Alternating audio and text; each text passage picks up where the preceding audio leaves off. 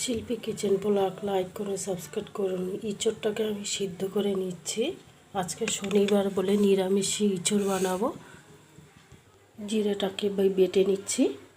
সিদ্ধটা হয়ে গেছে, তুলে দেবো। আর কালকে একটু ইঁচড় রেখে দিয়েছি, চিংড়ি মাছ দিয়ে বানাবো। আলুটা ভেজে নেব লাল লাল করে।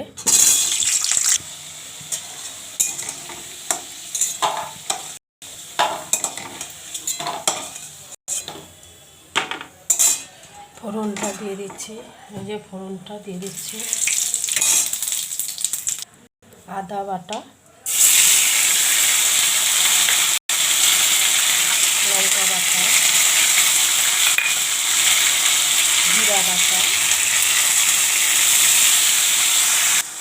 টমেটো দিয়ে দিলাম,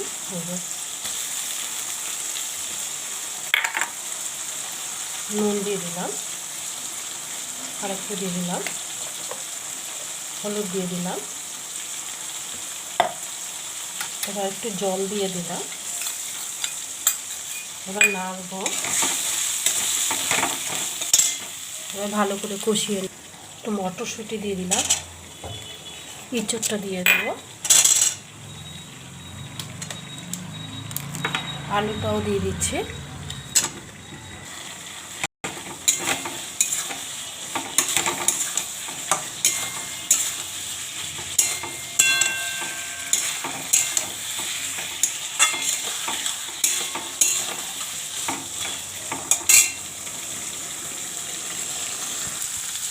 ঝোলটা দিয়ে দিচ্ছি, মাখা মাখা করব। যার ঘি থাকবেন একটু দিয়ে দেবেন।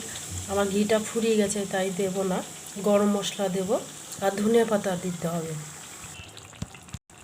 গরম মশলাটা দিয়ে দিচ্ছি। এবার তুলে দেবো। হয়ে গেছে, নামিয়ে দিচ্ছি। এই দেখুন,